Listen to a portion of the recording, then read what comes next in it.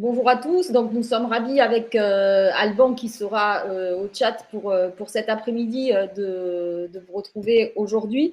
Nous allons vous faire une présentation donc, du créateur d'entreprise avec les grandes généralités rattachées à chaque choix que vous aurez l'occasion de faire pour créer votre activité. Bien évidemment, comme je le disais, Alban répondra à vos questions tout au long de ce webinaire et il pourra aussi, en fonction des questions qui seront posées à la fin, si on a un petit temps, on en posera peut-être quelques-unes qui auront été posées plusieurs fois pour les reprendre pour tout le monde. Ce webinaire sera visible en replay, alors normalement à partir de demain ou au plus tard à partir de lundi. Nous tenons aussi à vous dire que nous avons soit sur le site ursaf.fr ou auto-entrepreneur.ursaf.fr des diaporamas plus complets pour chaque créateur. Et on en reparlera à la fin, mais nous avons aussi des conférences enregistrées sur la chaîne YouTube de l'URSSAF. Donc voilà, ça vous fera un certain nombre d'informations et de canaux à partir desquels vous pourrez aller vous brancher pour avoir encore plus d'informations que ce qu'on pourra dire cet après-midi. Donc, ce qu'il faut retenir à partir du moment où vous allez créer votre entreprise, c'est que vous allez vous constituer votre propre protection sociale. Jusqu'à présent, si vous étiez, par exemple, salarié, eh bien, c'était votre employeur qui avait le contact avec l'URSSAF pour payer les cotisations. Eh bien, à partir de maintenant, c'est vous qui allez constituer votre propre protection sociale grâce aux cotisations et contributions que vous allez payer. On y reviendra tout à l'heure. Et si vous devez retenir une mission principale de l'URSSAF aujourd'hui, il faut savoir que l'URSSAF encaisse la grande majorité des cotisations, alors déjà pour les salariés du régime général, mais aussi pour une grande majorité des travailleurs indépendants ou des non-salariés. Et surtout, l'URSSAF sait les reverser, toutes ces cotisations et ces contributions, en moins de 5 heures auprès des organismes qui vous verseront des prestations, que ce soit concernant la maladie, la retraite, la famille, etc. On verra. Aujourd'hui, l'URSSAF recoupe déjà des cotisations pour un peu plus de 900 partenaires et nous allons encore élargir ce recouvrement de cotisations à partir de 2022 et 2023, puisque juste pour exemple 2022, les premières qui vont venir s'ajouter à toutes celles que l'on encaisse déjà vont être celles de la formation professionnelle de la taxe d'apprentissage pour les employeurs du régime général. Et si certains d'entre vous sont concernés pour avoir des salariés dès le départ de leur création ou éventuellement si vous êtes assimilé de votre salarié de votre entreprise, eh bien, vous verrez que vous serez concerné aussi par toutes ces cotisations. Du coup, qu'est-ce qu'on va voir au cours de ces 40-45 minutes? On va voir quels sont les principaux interlocuteurs que vous allez avoir. On verra les grands principes aussi de la création d'entreprise, le statut juridique en faisant un petit focus là-dessus, le régime fiscal qui sera aussi important, et puis on abordera assez rapidement les deux grands régimes avec 3 cas différents qui sont l'auto-entrepreneur, le travailleur non salarié hors auto-entreprise, on va dire, et ceux qui sont assimilés en fonction du statut juridique choisi. On abordera aussi la protection sociale, les prestations sociales auxquelles vous avez droit, les droits que vous allez vous ouvrir en tant que travailleur indépendant. Et puis, on finira par les services en ligne qui vous sont proposés pour être le plus autonome possible, l'accompagnement proposé aussi par le réseau des URSSAF. Et on parlera, même si ça ne vous concerne pas tout de suite, mais on verra que en fait, la vie d'une entreprise, c'est important du début à la fin et qu'il faut savoir ce à quoi on a droit et qu'il peut y avoir quelques moments de difficulté dans une entreprise qui n'est pas un long fleuve tranquille, hein, il peut y avoir des hauts et des bas et qu'à certains moments, vous aurez la possibilité, peut-être selon certaines conditions, de bénéficier d'une action sociale par un des organismes qui seront vos interlocuteurs. Au niveau de vos interlocuteurs, depuis début 2020, en fait, il y a une grande réforme d'une bascule des travailleurs indépendants vers les organismes du régime général. Et en fait, cela concerne principalement les artisans, les commerçants et les professions libérales non réglementées. Qu'est-ce que ça veut dire, ces interlocuteurs et cette bascule? Ça veut dire qu'auparavant, vous aviez peut-être entendu parler du régime social des indépendants ou de la sécurité sociale des indépendants qui gérait justement les prestations pour ces travailleurs indépendants. Eh bien, aujourd'hui, vous allez avoir, si vous étiez déjà salarié ou si vous l'avez déjà été, eh bien, vous allez retrouver les organismes que vous aviez en tant que salarié, en tout cas si vous étiez dans la sphère privée. Quels vont être ces interlocuteurs? Vous allez avoir l'URSSAF, bon, ça c'était déjà un petit peu le cas, avec des sites de référence qui seront auto-entrepreneur.ursaf.fr, et j'insiste bien sur le .ursaf pour tous ceux qui veulent créer une activité auto-entrepreneur, qui sera vraiment votre site de référence et qui sera le seul en fait qui vous demandera pas un taux de cotisation ou des formalités ou un abonnement pour gérer après vos déclarations. Donc, vous pourrez à partir de ce site-là, avoir de l'information, bien évidemment. Vous pourrez déclarer votre activité d'auto-entrepreneur et puis après, vous pourrez faire vos déclarations, échanger avec nous et on verra aussi d'autres services qui vous seront proposés. Et puis, pour tous ceux qui ne seront pas auto-entrepreneurs, qui seront dans un autre statut, eh bien, vous aurez comme site de référence ursaf.fr avec là aussi une partie informative et un espace en ligne que vous devrez créer pour pouvoir avoir accès à tous les services en ligne qui vous seront proposés. Concernant la santé, eh bien, si vous êtes déjà aujourd'hui à l'assurance maladie, si vous êtes déjà à la caisse primaire d'assurance maladie ou à la CRAMIF si vous êtes en Île-de-France, eh bien, vous allez y rester. Il y aura simplement une mise à jour de votre carte vitale qui sera à faire, que vous ferez lorsque vous en aurez besoin et que vous irez soit dans une pharmacie ou en milieu hospitalier, etc. Et vous aurez bien évidemment votre compte amélie.fr. Si vous ne l'avez pas, je vous conseille fortement de le créer. Et en ce qui concerne la retraite, eh bien là aussi, vous allez rester à l'assurance retraite à laquelle vous êtes aujourd'hui, à la CARSAT, c'est la même chose, ou à ce qu'on appelle aussi la CNAV, la Caisse nationale de l'assurance vieillesse.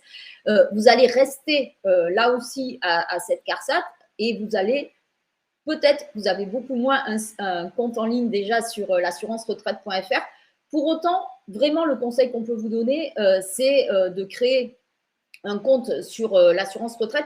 Pourquoi? Parce que notamment, si vous avez déjà eu une carrière professionnelle avant, eh bien, ça vous permet de faire un point, de faire un peu un état des lieux à un instant T, de voir si tout ce dont vous pourriez avoir comme remontée de trimestres validés, de trimestres cotisés, etc., bien, pour être sûr que tout est bien à jour et que s'il y avait des trous ou des remontées inexactes, que vous puissiez encore vous adresser aux employeurs que vous avez eus précédemment sans attendre des dizaines d'années avant de le faire. Si vous êtes profession libérale et que vous avez comme activité une profession libérale réglementée, eh bien, selon cette activité-là, votre organisme va être différent au niveau de la retraite, puisque pour certaines professions, que ce soit les professions médicales, que ce soit les experts comptables, les avocats, mais que ce soit aussi les géomètres experts, les architectes, encore les moniteurs de ski ou les guides conférenciers, il y a encore des caisses de retraite spécifiques, ce qui fait que vous aurez les deux premiers organismes qui seront les mêmes, l'URSSAF, l'assurance maladie, mais en ce qui concerne la retraite, vous pourrez avoir un organisme spécifique qui pourra être l'une des sections de la CNAF-PL, ce que je vous disais tout à l'heure, la Caisse nationale de l'assurance vieillesse des professions libérales, la CNBF pour les avocats. Et dans ces sections professionnelles de la CNAF-PL, il y a la CIPAV. Et la CIPAV, on verra que seules les entreprises, les activités qui dépendent de la CIPAV, qui sont autour d'une vingtaine aujourd'hui, peuvent aussi être auto-entrepreneurs, les autres n'y ont pas droit. Et dans ces professions libérales qui se relèvent de la CIPAV, c'est là où on va retrouver les architectes, les économistes de la construction, mais aussi les psychothérapeutes, les diététiciens. On y retrouvera aussi, là encore une fois, les experts en automobile ou encore, comme je disais tout à l'heure, les moniteurs de ski ou les guides conférenciers. En tout cas, toute cette liste de professions concernées, vous les retrouverez dans les commentaires de nos diaporamas. Pour les grands principes, qu'est-ce qu'il faut retenir? Il faut savoir qu'en fonction du choix, du statut juridique que vous allez faire, en fonction du régime fiscal que vous ferez également par la suite, eh bien, vous aurez un régime social qui sera différent. Je le disais tout à l'heure, pour bénéficier d'une protection sociale, santé, retraite, famille et autres, contribution à la formation professionnelle par exemple, vous devrez payer des cotisations pour pouvoir justement bénéficier de ces prestations. En début d'activité, selon le statut que vous allez choisir et selon votre propre statut en dehors de cette création d'activité, vous aurez la possibilité de bénéficier de ce qu'on appelle l'ACRE, l'aide à la création à la reprise d'entreprise. Alors, il y a des critères spécifiques pour les auto-entrepreneurs uniquement. Il faut être, par exemple, demandeur d'emploi, indemnisé ou non indemnisé, mais inscrit au moins depuis 6 mois dans les 18 derniers mois, bénéficiaire du RSA, avoir moins de 26 ans, avoir moins de 30 ans, être reconnu handicapé, ou encore bénéficier de l'ASS ou habiter un quartier QPV, un quartier prioritaire de la ville. Dans ces cas-là, vous pourrez bénéficier de cette aide. Pour tous les autres statuts juridiques, eh bien, il n'y aura pas de critères d'éligibilité, c'est-à-dire que si vous restez parallèlement salarié, par exemple, ou que vous êtes retraité et que vous souhaitez créer une activité en tant qu'auto-entrepreneur, ou que vous souhaitez créer une activité sur un autre statut, excusez-moi, de l'auto-entrepreneur, eh bien, vous pourrez bénéficier de cette exonération, puisque l'ACRE vous permet de bénéficier d'une exonération, soit par un phénomène de taux réduit pour les auto-entrepreneurs, soit par rapport à un montant de revenus professionnels. Un certain nombre de cotisations sont exonérées pour tous les autres statuts juridiques. Vous pourrez faire, si vous le souhaitez, des simulations sur un site que l'on a créé avec les services numériques de l'État qui s'appelle mon-entreprise.fr, où vous avez des simulateurs. Alors, vous pourrez même faire des comparaisons entre les 3 statuts, c'est-à-dire auto-entrepreneur, travailleur non salarié ou assimilé salarié, et voir en quelques secondes par rapport à un chiffre d'affaires ou par rapport à un revenu professionnel, quel sera le montant des cotisations que vous paierez. On le reverra tout à l'heure. Et puis, pour savoir aussi à quoi servent ces cotisations, nous avons créé un mini-site qui s'appelle « À quoi servent vos cotisations sociales ?» Vous avez le lien également qu'Alban doit vous mettre, je pense aussi via le chat. Eh bien, vous pourrez voir comment sont réparties les cotisations que vous payez en fonction de chacun des risques. Alors, les risques, c'est la maladie, la retraite, la famille, la formation, etc., etc.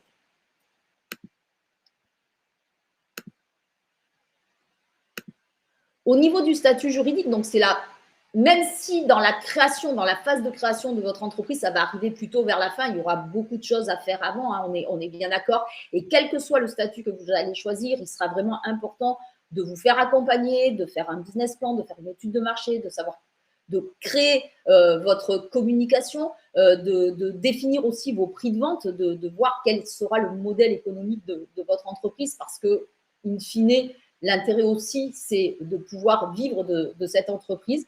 Eh bien, quand vous arriverez à ce choix du statut juridique, il va falloir d'abord choisir le juridique avant le fiscal, et le social découlera en fait de ce choix. Ce qu'il faut que vous sachiez, c'est que le statut juridique, on peut être seul ou à plusieurs, et on peut être seul ou à plusieurs en étant non salarié, ou seul et à plusieurs en étant assimilé salarié. Alors, assimilé salarié, ça veut dire quoi? Ça veut dire que vous êtes reconnu comme un salarié classique au sens du droit de la sécurité sociale, mais pas au sens du droit du travail. C'est la raison pour laquelle, comme pour tous les créateurs d'entreprises, vous ne cotiserez plus de façon obligatoire à l'assurance chômage, vous ouvrirez plus de nouveaux droits. Pour autant, vous garderez bien évidemment les droits que vous avez acquis jusqu'à aujourd'hui et dont vous bénéficiez peut-être aujourd'hui par le biais de versement de l'ARE, de l'aide au retour à l'emploi via des allocations mensuelles.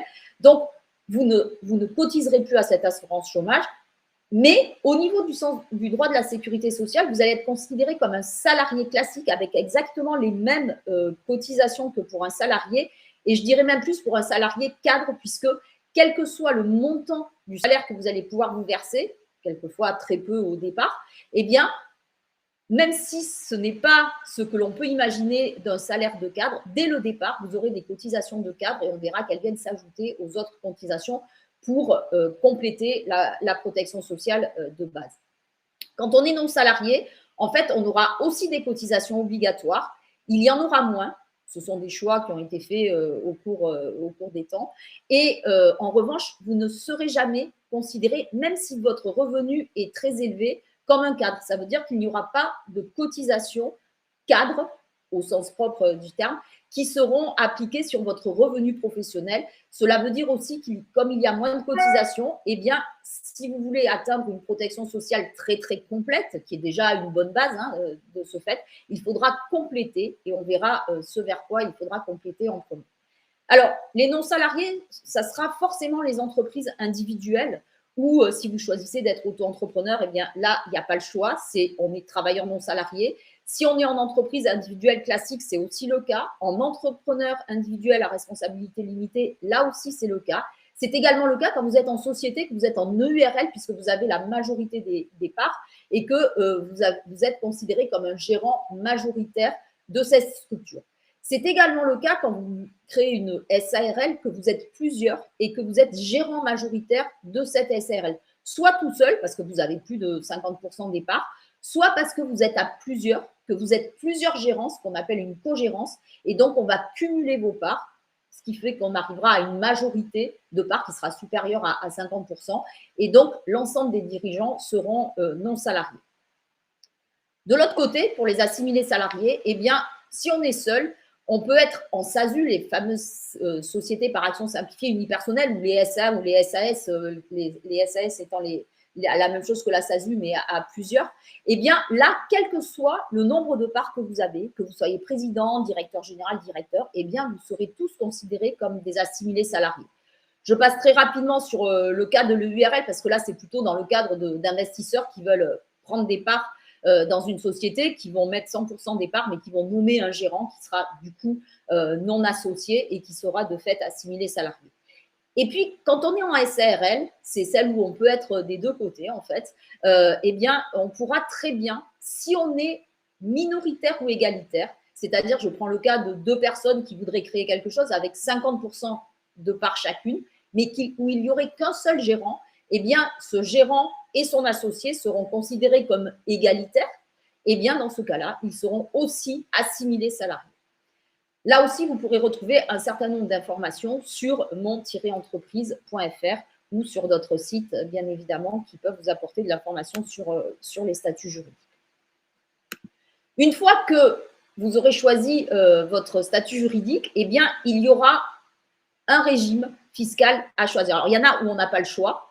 C'est les auto-entrepreneurs, par exemple, où on est absolument obligatoirement à l'impôt sur le revenu, ce qui est exactement la même chose pour une entreprise individuelle classique, je dirais, où vous voyez, vous pouvez être à l'impôt sur le revenu, mais pas à l'impôt sur les sociétés. Pour tous les autres statuts juridiques, que ce soit le IRL, le URL, la SARL, la SAS, la SASU, la SA, etc., eh bien, là, vous avez le choix d'être à l'impôt sur le revenu ou à l'impôt sur la société, sachant que dans la majorité des cas, quand on est en société, on choisit souvent l'impôt sur la société, sauf dans certains cas spécifiques, quand vous êtes dans des zones qui vous permettent d'avoir des exonérations fiscales pendant plusieurs années. Mais là, bien évidemment, ce sont les personnes qui vont vous accompagner au choix de votre statut juridique et du régime fiscal qui viendront vous donner toutes ces informations et qui vous orienteront vers le choix le plus approprié à votre statut. Alors, je le disais tout à l'heure, on a deux régimes et trois cas différents, puisque l'auto-entrepreneur est vraiment quelque chose de particulier. C'est un travailleur non salarié, mais qui, lui, est obligatoirement au régime fiscal de la micro-entreprise. Pourquoi c'est particulier? Parce que ce régime fiscal a quatre grands principes. On raisonne en chiffre d'affaires, c'est-à-dire qu'on va se baser sur votre chiffre d'affaires pour calculer le montant de vos cotisations. Ces chiffres d'affaires, il y a des seuils à ne pas dépasser. Pour une année civile complète, c'est 176 200 € si vous êtes dans de la vente ou dans de la prestation dans de la fabrication et de la vente, et 72 600 € si vous êtes en prestation de service, que ce soit en BIC, en bénéfices industriels et commerciaux, ou en BNC, en bénéfices non commerciaux, ou que vous soyez en activité libérale, eh bien c'est 72 600 €. Bien évidemment, vous pouvez avoir plusieurs activités en même temps, une qui dépend de la vente, une qui dépend d'une activité libérale, par exemple. Il n'y a aucune interdiction par rapport à ça. En revanche, le montant maximum de chiffre d'affaires sera bien de 176 200 €, dont 72 600 € au titre de cette activité de prestation de service ou d'activité libérale. Ça veut dire qu'il restera à peu près 103 000 € pour la partie vente ou fabrication et vente. Deuxième grand principe, on est en franchise de TVA jusqu'à certains seuils. C'est-à-dire qu'on ne facture pas la TVA à ses clients, mais on ne la récupère pas non plus sur les achats que l'on va faire, là aussi jusqu'à certains seuils, qui sont de 94 300 € si vous êtes en vente et 36 500 € si vous êtes dans de la prestation de service ou en activité libérale, en sachant qu'il y a un petit entre-deux, une tolérance. Quand vous êtes entre 85 800 et 94 300, vous pouvez rester dans ce chiffre d'affaires pendant 2 ans et continuer à bénéficier de la franchise de TVA. Mais si vous dépassez les 94 300, eh bien, vous êtes obligé de facturer la TVA à vos clients dès le premier jour du mois au cours duquel vous dépassez ce montant-là. Côté prestation de service, ces 2 années, cette tolérance, c'est entre 34 400 et 36 500 €. Une fois que vous avez passé la TVA, que vous allez la facturer, alors bien sûr, pour vos clients entreprises, ben, ce sera la même chose, hein, c'est-à-dire que vous ne leur facturez pas, ils ne la paient pas, vous leur facturez, ils vont la récupérer. Pour vos clients particuliers, ce sera différent et là, il faudra bien vous faire conseiller de voir quel est le meilleur moyen de la faire appliquer ou de ne pas la faire appliquer, puisqu'il y a des options pour ne pas en bénéficier depuis le début. Eh bien, bien évidemment, pour un particulier, soit il ne paiera pas de TVA, soit il aura une TVA complémentaire à payer. Et donc, en ce qui vous concerne, par contre, à partir du moment où vous allez facturer de la TVA à vos clients, eh bien, vous allez aussi récupérer la TVA sur les achats que vous allez faire. Et ce que vous reverserez à l'administration fiscale, en fait, ça sera la TVA collectée, c'est-à-dire celle que vous aurez facturée à vos clients, moins la TVA déductible, celle que vous allez déduire des achats que vous avez faits. Et le résultat de cette soustraction, en fait, c'est ça que vous reverserez à l'administration fiscale. Tout à l'heure, j'ai parlé de l'ACRE, de l'aide à la création, à la reprise d'entreprise. Dans le cas de l'auto-entrepreneur, c'est un taux réduit de cotisation qui va vous être appliqué entre le moment où vous créez votre activité jusqu'à la fin du 3e trimestre suivant. C'est-à-dire que là, très typiquement, on est au mois de décembre. Eh bien, s'il n'y a rien qui vous oblige à créer pendant ce mois de décembre, c'est-à-dire si vous n'avez pas de clients, si vous n'avez pas une activité où vraiment il faut la créer tout de suite parce que Noël, les fêtes, ça va être très, très important pour vous, attendez plutôt un début de trimestre pour pouvoir bénéficier au maximum de ce taux réduit de cotisation de 50% quand même, puisque si vous créez en décembre, cette exonération aura pour effet d'aller jusqu'au 30 septembre 2022. Si vous attendez le 1er janvier 2022 pour créer votre activité, eh bien, vous aurez une exonération, un taux réduit jusqu'au 31 décembre 2022. Et ces taux réduits, quels seront-ils? Ce sera 6,4% pour la vente, 11% pour les prestations de services ou les activités libérales non réglementées et 12,10% pour les professions libérales réglementées qui relèvent de la CIPAV dont je parlais tout à l'heure, auquel on ajoutera un pourcentage que vous voyez qui est très faible, hein, qui est de 0,10 pour le commerce, 0,20 pour les professions libérales réglementées, 0,30 pour les artisans, au titre de la contribution à la formation professionnelle. Et cette contribution, une fois que vous l'aurez payée, que vous saurez créée, eh bien, ça pourra vous apporter une aide financière pour participer à des formations que vous souhaiteriez faire. D'ailleurs, vous avez aussi, je crois, derrière, dans d'autres cas, des propositions de formation qui vous seront faites. Mais là, on parle bien de la formation qui sera rattachée à votre activité, donc une formation réellement liée à l'activité professionnelle, donc plutôt une formation plus technique. Au-delà de cette période d'exonération, bien, vous arriverez dans les taux, on va dire, d'ordre général, hein, les taux globaux, qui seront de 12,8% pour la vente, de 22% pour les prestations de services en bénéfices industriels ou commerciaux ou en bénéfices non commerciaux ou les activités libérales non réglementées, et de 22,20% pour les professions libérales qui relèvent là aussi de la CIPAV, auquel on ajoutera toujours la fameuse contribution à la formation professionnelle. Vous aurez bien évidemment des formalités de création, de déclaration de chiffre d'affaires et de paiement que vous pourrez absolument faire à partir de autoentrepreneur.ursaf.fr. Pour ceux qui ne sont pas trop à l'aise, vous pouvez vous rapprocher des chambres consulaires de métiers ou de commerce, puisque vous avez aussi des inscriptions complémentaires obligatoirement à faire auprès du registre des métiers ou du répertoire ou du registre de commerce ou du répertoire des métiers. Eh bien, vous pourrez également vous faire accompagner, mais vous pouvez aussi faire votre création d'activité à partir du site autoentrepreneur.ursaf.fr. Alors, bien évidemment, on ne peut pas donner toutes les informations en si peu de temps. Donc, je vous invite vraiment, soit parce que vous aurez peut-être posé la question et Alban vous y aura répondu, soit aller voir nos diaporamas ou nos conférences sur notre chaîne qui sont beaucoup plus complets et où on vous indique également toutes les autres formalités à réaliser. Lorsqu'on n'est pas auto-entrepreneur, eh bien, on ne va plus calculer les cotisations sur du chiffre d'affaires, mais bien sur du revenu professionnel, c'est-à-dire sur ce que vous allez vous verser dans la plupart des cas. Et à partir de là, comme vous êtes non salarié, c'est assez facile à comprendre, c'est qu'on ne sait pas ce que vous allez gagner, tout au moins les premières années. Et donc, dans un premier temps, pour les 2 premières années en tout cas, on va vous appeler des cotisations, qu'on va appeler des cotisations provisionnelles ou provisoires, comme vous préférez le terme, comme ce qui est le plus facile pour vous à intégrer, sur des bases forfaitaires. Ces bases forfaitaires, c'est un pourcentage du plafond de la sécurité sociale. Alors, pour cette année et pour l'année prochaine, très certainement, ça sera 7 816 €. Alors, soit c'est adapté à votre activité, soit pas du tout. Ça peut être beaucoup trop, beaucoup ou pas assez. En tout cas, nous, on calculera ces cotisations provisionnelles sur ces bases-là jusqu'à ce que vous fassiez une première déclaration de revenus, c'est-à-dire si je crée en 2022, cette déclaration de revenus pour l'année 2022, elle n'interviendra pas avant avril, juin 2023, au moment de la déclaration d'impôt, puisqu'il faudra faire une déclaration qui sera fusionnée d'ailleurs aux impôts et la déclaration sociale en même temps. Ce sont les impôts qui nous transmettront à ce moment-là votre revenu professionnel déclaré pour l'année précédente, où on régularisera vos cotisations. Mais tant qu'on ne connaît pas, tant que la première déclaration n'a pas été faite, c'est-à-dire la première année au total, plus le début de la deuxième année, on va se baser sur cette base forfaitaire.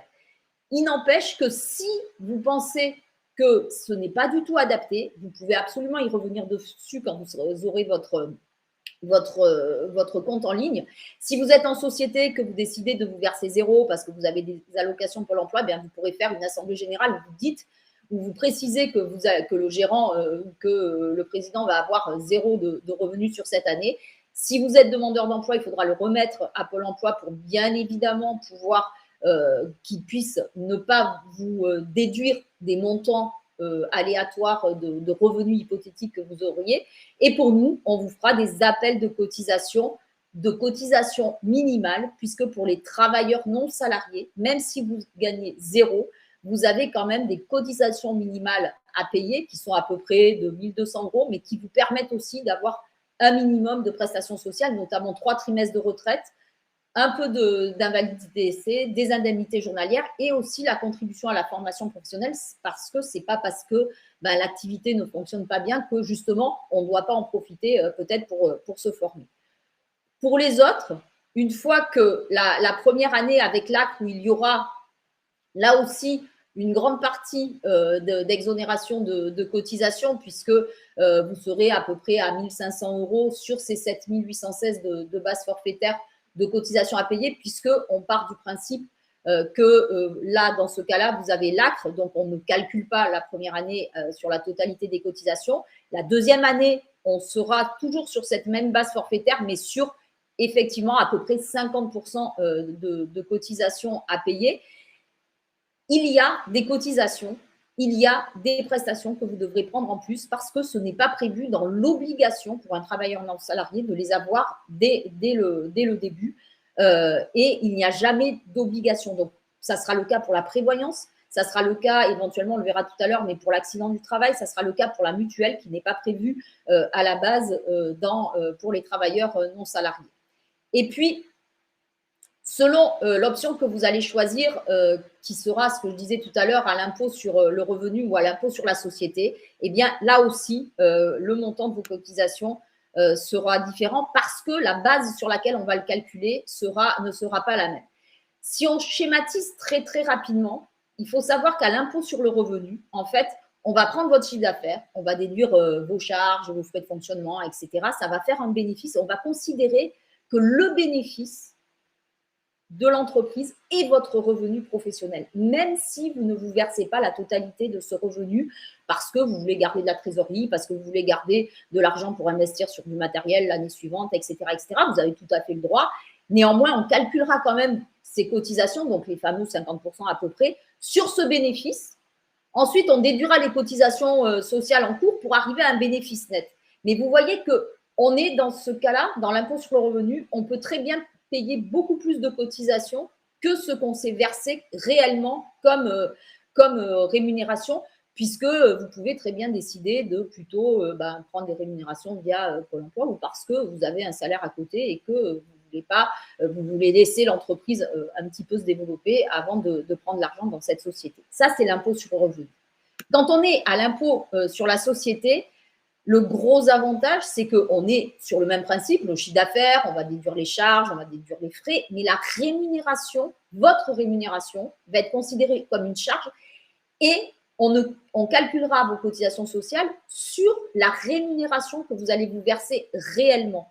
Et du coup, on arrivera à un bénéfice net de l'entreprise sur lequel on va prélever l'impôt sur la société s'il reste du bénéfice, qui sera de 15% si vous êtes avec un bénéfice en dessous de 38 120 €. Et c'est au bout de ce calcul, s'il reste encore de l'argent, c'est-à-dire qu'on arrivera à un bénéfice net, en fait, eh bien, éventuellement, vous pourrez prendre des dividendes. Alors, on est bien d'accord, hein, les dividendes, il faut laisser passer un bilan, il faut qu'il y ait du bénéfice dans un premier temps pour payer l'impôt sur la société, il faut qu'il reste de l'argent après l'impôt sur la société. Donc, c'est quelque chose, même si vous l'envisagez, qui ne peut pas se faire tout de suite, en tout cas pas dès la première année. Ça, on était dans la partie travailleurs non salariés avec deux principes différents, avec deux cas différents. Si on est gérant minoritaire ou égalitaire de SARL, si on est président, directeur ou directeur général d'une SASU ou d'une SAS, eh bien là, comme je vous le disais tout à l'heure, on va vraiment être basé sur du salaire, le salaire du mandataire social, qui sera considéré comme un cadre, je l'ai dit tout à l'heure, et les cotisations seront aussi bien salariales que patronales. Il suffit que vous repreniez un de vos bulletins de salaire avec la colonne entre vous, ce que vous avez au niveau du brut et le net qui vous est versé par votre employeur, puisque c'est l'employeur qui reverse la totalité des cotisations à l'URSSAF, mais bien évidemment, la part des cotisations salariales, il est déduit de votre salaire brut. Eh bien, là, vous aurez exactement le même bulletin de salaire, excepté pour l'assurance chômage qui n'est pas prévue. Et en plus, vous aurez donc les cotisations qui n'existent pas pour les professions non salariées, qui seront majoritairement tout ce qui est la retraite complémentaire cadre, la prévoyance qui est obligatoire, la cotisation accident du travail qui est de base dans toutes les cotisations salariées, la mutuelle qui, vous le savez, aujourd'hui est obligatoire dans toutes les entreprises. Alors, bien sûr, pour vous, en tant que mandataire social, si vous êtes en portabilité par rapport à un ancien travail salarié, ou si vous restez salarié, que vous êtes déjà couvert, ou si vous êtes couvert par quelqu'un d'autre, si c'est de façon obligatoire, eh bien, vous pouvez rester sur cette mutuelle-là. En revanche, si vous faites passer la mutuelle sur votre entreprise, et si un jour vous avez des salariés, ce sera obligatoire à mettre en place, eh bien, à minima, la moitié de cette cotisation sera prise en charge par l'entreprise. Et là, on arrive à un taux, alors vous voyez, hein, tout à l'heure, je disais, pour les non-salariés, on est à peu près à 50% du revenu professionnel. Là, quand on est assimilé salarié, on est à peu près à 80% du salaire net. Pourquoi on parle du salaire net? Parce qu'en fait, ce qui est important à savoir, c'est ce que ça va coûter à l'entreprise globalement. Ce n'est pas savoir le brut moins le net, etc. Ce qui est important, c'est qu'est-ce que ça va coûter à l'entreprise. Et vous voyez qu'il y a une certaine différence. Mais lorsqu'on ajoute tout ce qui n'est pas prévu pour les non-salariés, on arrive à une différence qui est beaucoup moins importante. Simplement, quand on est non-salarié, tout ce qu'on prend en supplément, je dirais qu'on peut le choisir et orienter, le prendre au fur et à mesure. Quand on est assimilé salarié, c'est de fait comme ça, on a plutôt une protection sociale que l'on pourrait dire un peu de luxe dès le départ. Et puis, il y a des conventions collectives qui peuvent aussi mettre en place des obligations au niveau social pour les salariés. Et donc, eh bien, vous pouvez avoir par exemple de la retraite supplémentaire dans certains cas qui peuvent être obligatoires de par les accords collectifs de votre convention collective. Tout à l'heure, je disais pour les travailleurs non salariés, même si vous payez rien, même si vous avez zéro de rémunération, eh bien, vous avez quand même des cotisations minimales à payer. Quand on est auto-entrepreneur, si on gagne zéro, on paie zéro. Et bien, quand on est assimilé salarié, si on se verse zéro de salaire, on a 0 de cotisation à payer. Mais bien évidemment, du coup, on a aussi 0 de prestations en contrepartie. C'est un peu normal. Donc ça ne peut être valable que, par exemple, si vous avez d'autres revenus à côté et si vous avez une protection sociale en parallèle. Autrement, bien évidemment, il faut qu'à un moment donné, vous puissiez cotiser pour avoir cette fameuse protection sociale qui, on l'a vu pendant, notamment encore plus peut-être pendant la Covid, a vraiment servi pour essayer de continuer à protéger les personnes. Au niveau des déclarations, aussi bien quand vous serez non salarié, bien on va vous faire des appels de cotisation. Je disais tout à l'heure provisionnels en fonction de revenus que l'on imaginera, soit que l'on connaîtra quand vous aurez fait vos premières déclarations.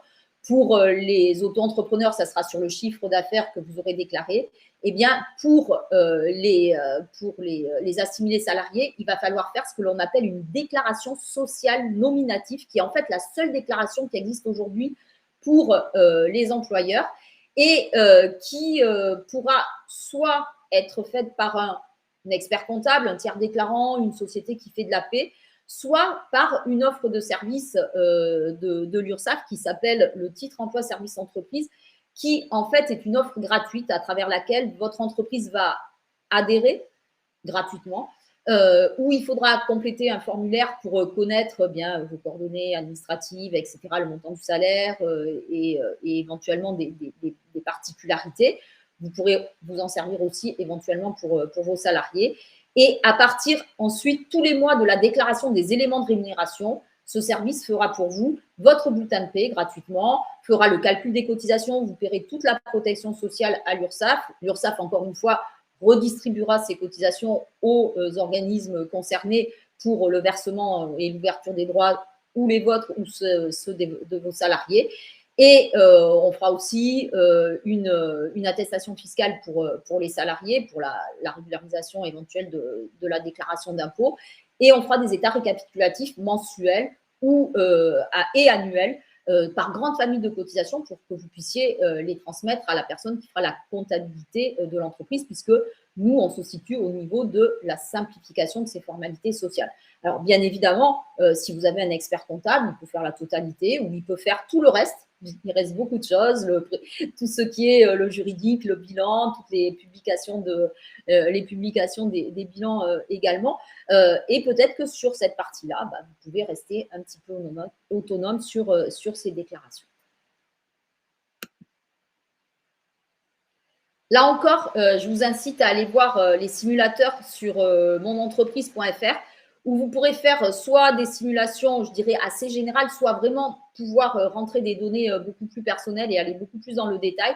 Mais vous voyez, ça illustre un peu ce qu'on disait tout à l'heure, entre à peu près les 50% et les 80% du salaire net pour un assimilé salarié. Donc, n'hésitez pas à aller faire des simulations et comme ça, vous pourrez aussi en parler avec les personnes qui essaieront de vous dire qu'est-ce que vous voulez gagner, qu'est-ce que vous allez gagner, qu'est-ce que vous allez payer comme cotisation, comment on fait pour l'entrée dans le prévisionnel pour pas qu'il y ait de surprise justement au moment où il y a des régularisations ou au moment où on doit payer ces fameuses cotisations et contributions sociales. Au niveau de la protection sociale, eh bien, il y a un certain nombre de prestations qui sont exactement les mêmes, quel que soit le statut que vous avez. Ça va être le cas du remboursement quand vous allez chez le médecin, les consultations, les remboursements des médicaments, les hospitalisations, la base sécu de remboursement va être la même. Ça sera aussi la même chose pour les allocations familiales, puisque ça dépend de la structure de votre foyer fiscal et du montant des revenus du foyer. En ce qui concerne la formule de calcul de la retraite de base, alors là, des artisans, des commerçants et des professions libérales non réglementées, encore une fois, pour ceux qui ont des organismes de retraite spécifiques, ce n'est pas du tout la même chose. Et là, il faudra vraiment vous rapprocher de ces organismes pour voir comment, d'abord, comment est constitué le paiement de ces cotisations, mais aussi comment vont être calculés le montant des versements et le montant de la pension de retraite plus tard. Mais pour tous les artisans, commerçants, professions libérales non réglementées, la formule de calcul est exactement la même que pour les salariés aujourd'hui, c'est-à-dire qu'avec la réforme que l'on connaît aujourd'hui, on est sur le principe des 50% du revenu moyen des 25 meilleures années. Pour la maternité, eh bien, là, il y a une petite différence parce que c'est exactement la même chose pour les indemnités journalières, etc. Mais si on est non salarié, eh bien, il y a une allocation maternité supplémentaire qui est sous certaines conditions, mais qui peut vous être versée en 2 fois au 7e mois de la grossesse et à la naissance du bébé et qui représente 1 mois du plafond de la sécurité sociale, c'est-à-dire en ce moment, on est aux alentours de 3 000, un peu plus de 3 400 euros. En revanche, et je l'ai dit tout au long de cette présentation, il y a vraiment des prestations qui sont différentes quand on est non salarié ou assimilé salarié. C'est le cas notamment des indemnités journalières qui ne sont pas calculées comme pour un salarié sur une moyenne de vos revenus sur les 3 derniers mois, mais sur les 3 dernières années, sur les revenus cotisés. Donc, vous voyez, ça peut être très important de prendre dès le départ une prévoyance, ce que je disais tout à l'heure, en ajout un peu obligé si on veut être bien protégé pour venir compléter ces indemnités journalières de sécurité sociale. Historiquement aussi, il n'y a pas d'obligation de paiement de cotisation d'accident du travail ou de maladie professionnelle pour les travailleurs non salariés. Donc, selon votre activité, et je dirais même globalement, mais en tout cas, si vous avez en plus des activités qui sont reconnues comme étant très accidentogènes, eh bien, renseignez-vous auprès de la caisse primaire d'assurance maladie, puisque c'est elle qui met en place cette assurance volontaire pour les compléments de versement, d'indemnisation, de remboursement sur des choses qui ne sont pas prévues quand on a juste les indemnités journalières maladie, pour cet accident, cette cotisation accident du travail, pour là aussi être protégé si malheureusement il vous arrive quelque chose. Et vous savez bien, ça n'arrive pas qu'aux autres, mais il faut être bien conscient que si on ne le prend pas et si on a un accident, eh bien, si on n'a rien pris, malheureusement, il y aura là, à ce moment-là, des problématiques par rapport au remboursement et aux aides que vous pourrez avoir. Concernant la formation professionnelle, on n'est pas non plus dans une fusion totale entre ce que vous connaissez avec le compte personnel de formation que vous avez ou sur lequel vous avez peut-être pris déjà un certain montant en euros pour participer à des formations. Concernant les professions indépendantes, eh bien, vous avez des organismes, des OPCO spécifiques qui sont le FIF-PL. Alors, vous retrouverez là aussi les liens et les noms pour les professions libérales, la GFIS pour les commerçants et le FAP-CEA pour les artisans, qui, en fait, si vous restez salarié à côté, par exemple, ou si vous avez déjà un compte CPF, eh bien, vous allez le garder. Vous pourrez prendre dessus pour certaines formations d'ordre assez général, mais pour des formations spécifiques plus techniques, il faudra bien passer par ces organismes-là qui pourront vous verser, encore une fois, une aide financière pour pouvoir suivre les formations que vous souhaitez faire, parce que quelquefois, d'assumer la totalité d'une prestation formation, eh bien, on peut ne pas avoir forcément les liquidités pour l'assumer financièrement en totalité en tout cas. Et puis la mutuelle santé, là encore, ce n'est pas tout à fait la même chose, puisque côté assimilé salarié, elle est obligatoire. Côté non salarié, ce n'est pas une obligation, ce n'est pas dans les cotisations obligatoires, mais vous le savez déjà, hein, bien évidemment, la mutuelle santé est aussi quelque chose, si vous pouvez la prendre, qui est importante pour pouvoir vous aider.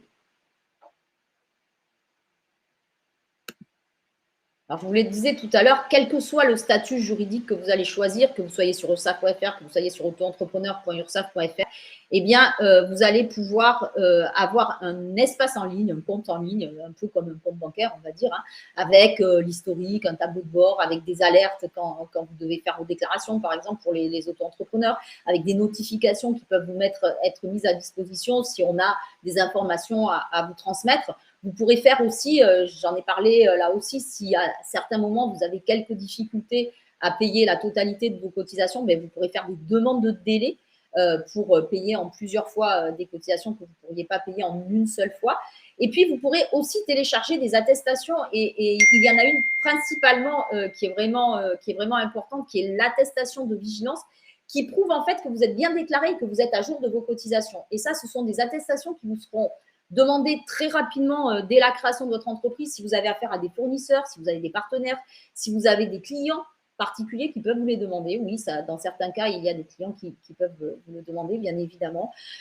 Ou si vous faites de la sous-traitance, eh bien, ça sera une attestation obligatoire à transmettre, ainsi qu'une attestation fiscale d'ailleurs. Et puis, vous pourrez échanger avec nos équipes, bien évidemment, via ce compte en ligne également.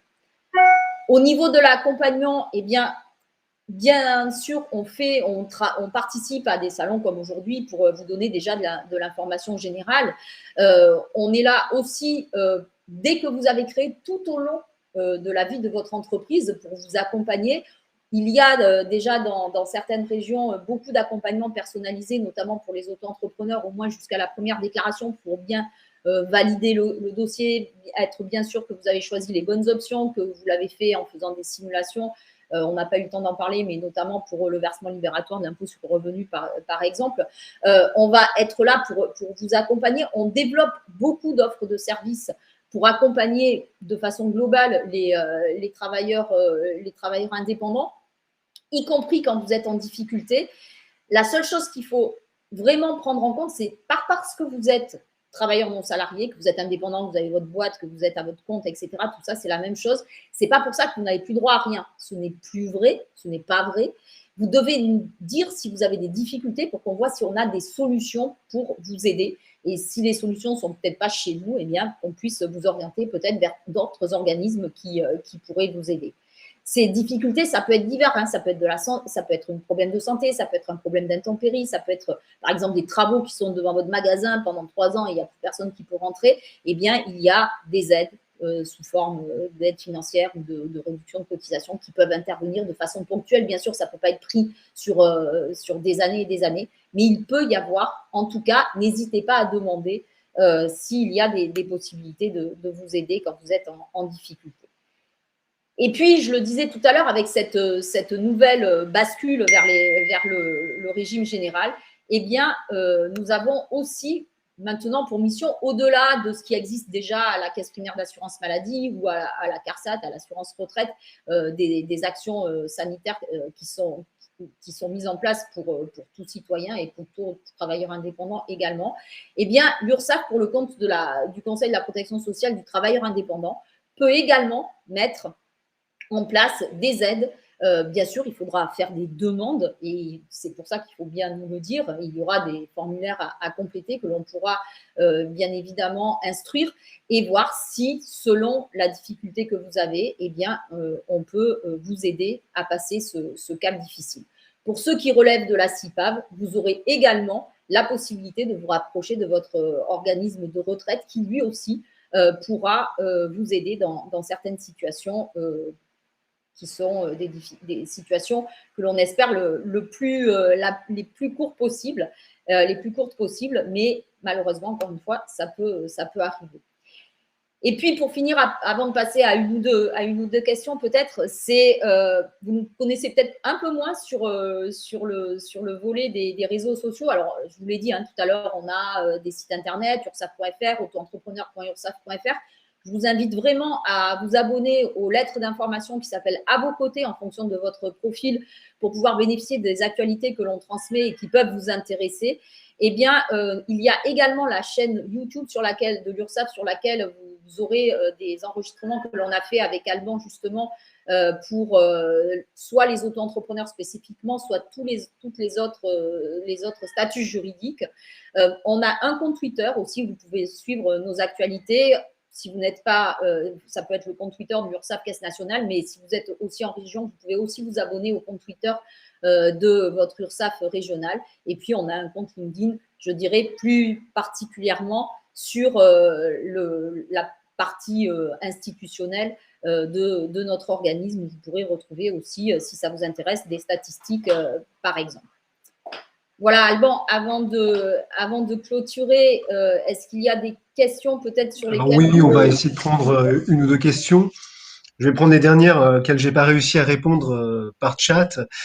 Donc une personne nous dit qu'il a été auto-entrepreneur et a cessé il y a 3 ans.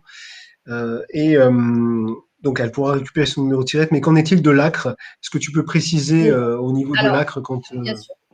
Alors, pour l'ACRE, ce qu'il faut que si vous avez cessé il y a 3 ans, ça veut dire que vous étiez vraiment dans l'ACRE qui existait, la réforme de l'ACRE avant, c'est-à-dire que vous avez eu des taux réduits pendant 3 ans, je pense.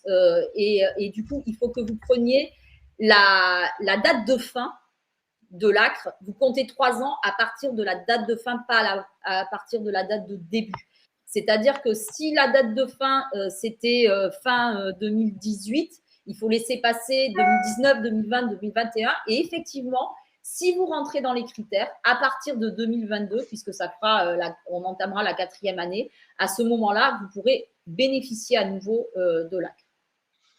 Alors, autre question qui concerne l'ACRE des auto-entrepreneurs, puisque personne a mentionné la 2e ou la 3e année. Est-ce que tu peux repréciser la période d'ACRE pour les auto-entrepreneurs?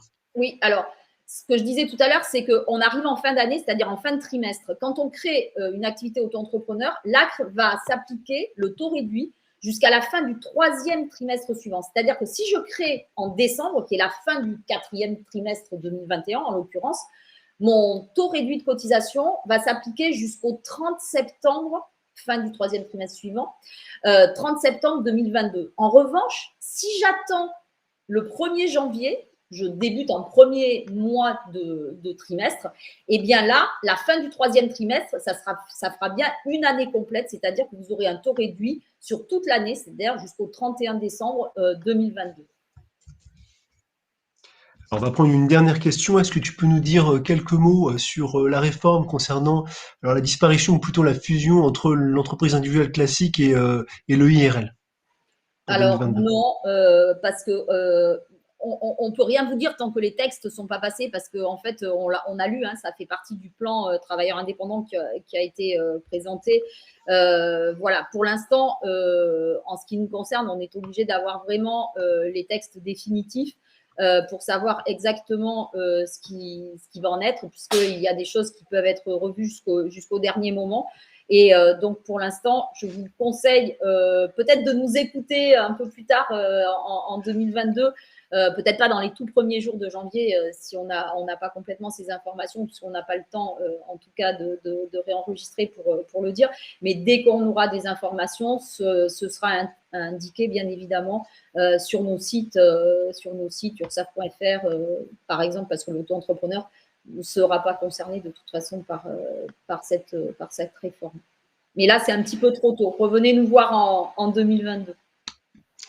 Merci Agnès. Eh bien, on a répondu à toutes les questions et puis apparemment les gens sont satisfaits parce qu'on a pas mal de compliments. Donc voilà, merci. Merci à toi.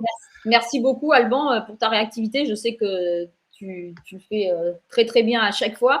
On va vous souhaiter beaucoup de réussite en tout cas dans tous vos projets. Ne vous précipitez pas. Faites-vous bien accompagner. Il vaut mieux perdre 2 mois au départ et être sûr de ce qu'on fait. Et en tout cas, on espère vous retrouver peut-être sur d'autres informations, d'autres conférences. On vous souhaite de bonnes fêtes de fin d'année. On y est presque. Là, c'est le dernier webinaire pour les salons SME de l'année. Merci Alban encore une fois. Et puis à vous tous, une très belle fin de journée. Au revoir. Au revoir.